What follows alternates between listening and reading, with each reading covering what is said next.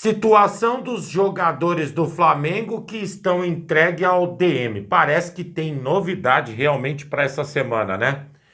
Ancelotti faz a primeira convocação. Ui, quantos jogadores do Mengão aparecem nessa lista? Por fim, o Everton parece que começa a dar sinais de futuro relacionado a Charlie Alcaraz. Também tem um empresário de um jogador, foi ontem no centro de treinamento do Mengão, gerou especulação, mas ele mesmo já fez questão de esclarecer o que aconteceu. Tem mais? Claro que tem. Rogério Ceni falando de Flamengo e Palmeiras. Eu acho que ele tá reclamando de barriga cheia, viu, galera? Mengão tem o índice negativo na Copa do Brasil em termos de torcida, que é pior desde 2021. A gente vai dar esse índice para vocês. E também tem Gerson usando a faixa de capitão não somente no jogo, mas também para elevar o moral dos jogadores rubro-negros. A gente explica o que aconteceu. Fala galera rubro-negra, estamos chegando com mais um vídeo aqui no canal Camisa 10 da Nação. O seu, o meu, o nosso canal de notícias e informações do Flamengo. Esse Flamengo que a gente tanto ama.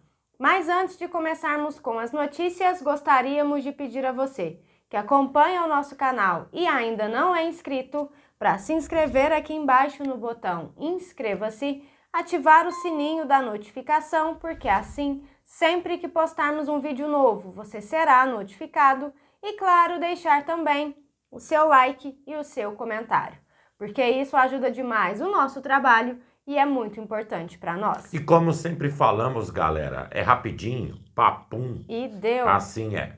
Bom, bora começar então com as notícias. Esteve no Ninho do Urubu ontem o empresário Juan Savit. Quem que ele agencia? Juan Nardoni, 22 anos de idade, meio campo do Racing. Esse jogador, inclusive, interessa a alguns clubes aqui do Brasil. O Santos parece que está em negociação com ele. E já gerou todo aquele burburinho, né, galera, que você já conhece.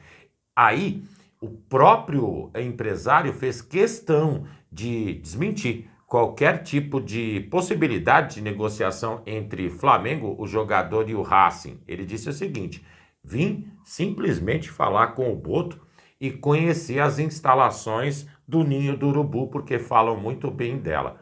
Ponto.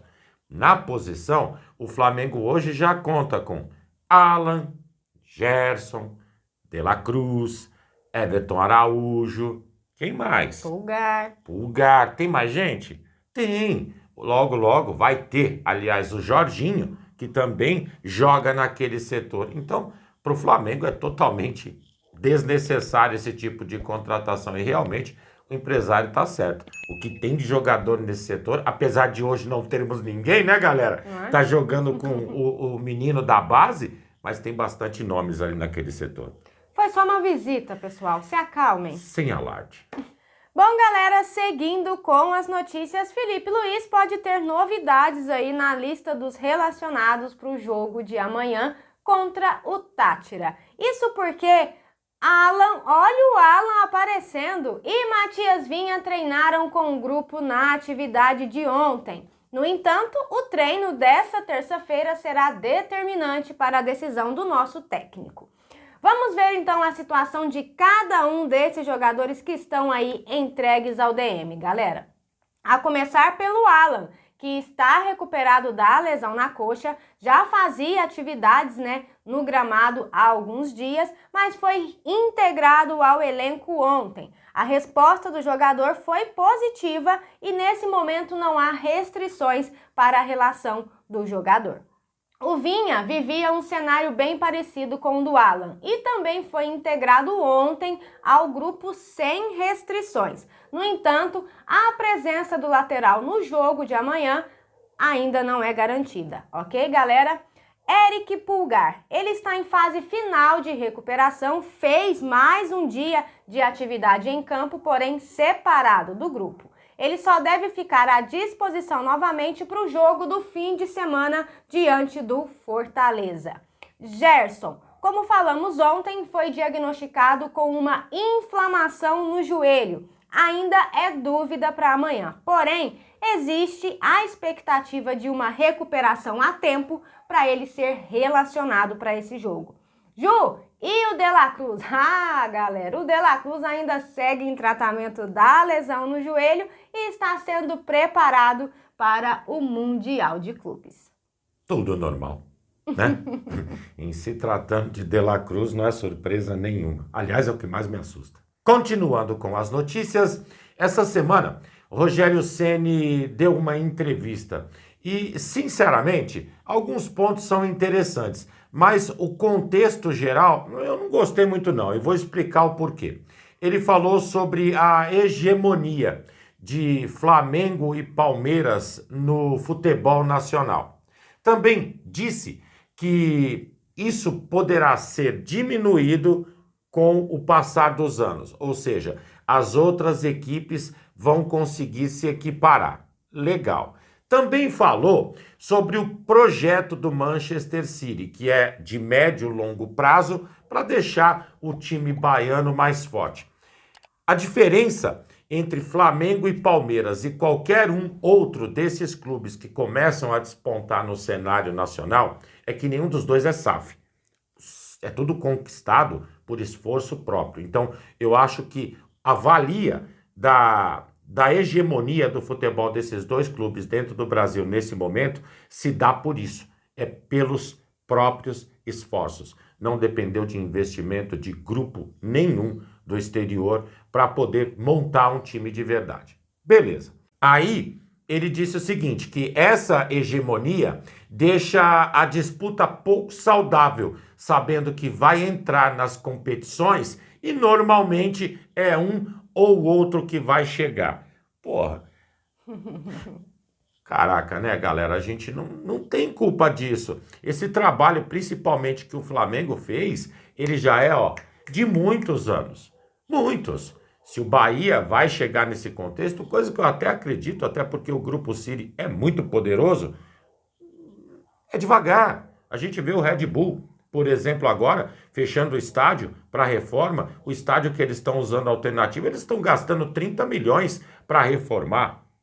Isso é uma coisa que poucos clubes no Brasil têm o cacife para bancar. É verdade. Não é verdade?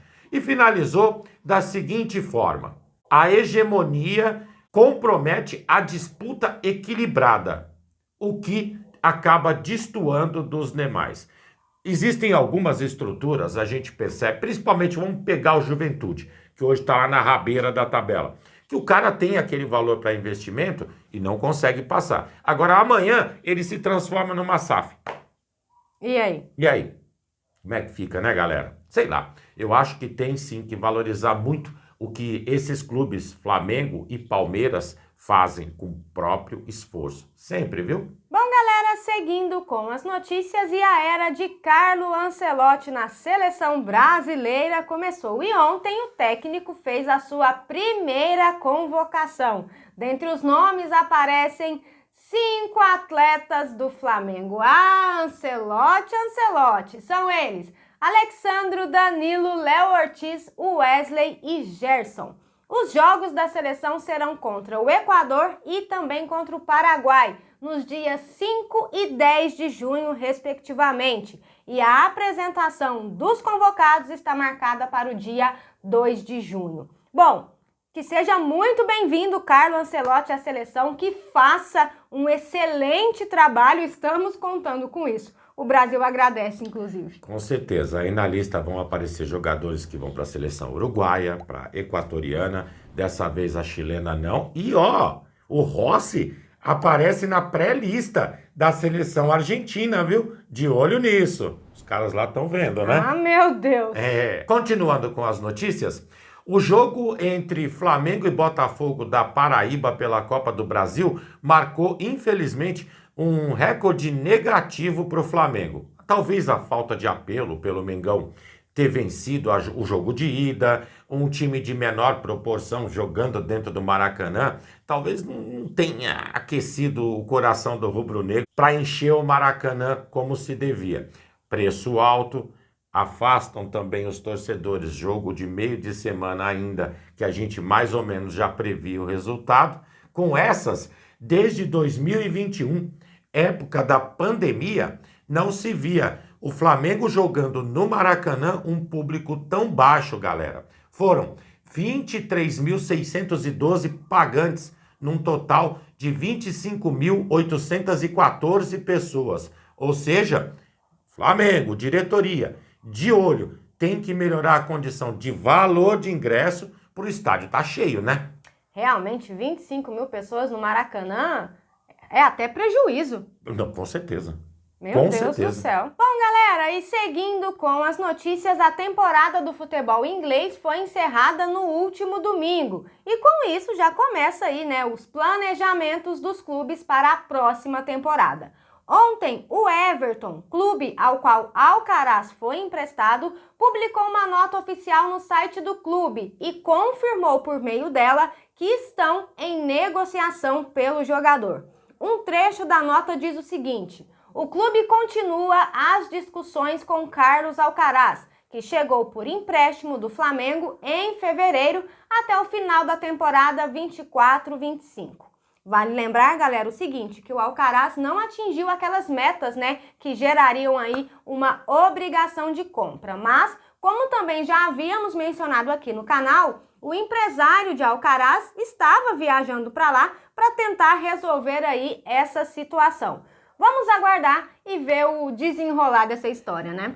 O Flamengo de cara já soltou o Alcaraz com medo de ter que bancar um valor que naquele momento estava fora do padrão do que o Flamengo poderia, né? Agora fica esse enrola, complicado, tomara que resolva mesmo. E seguindo com as notícias, galera, uma cena no jogo entre Palmeiras e Flamengo chamou a atenção da torcida.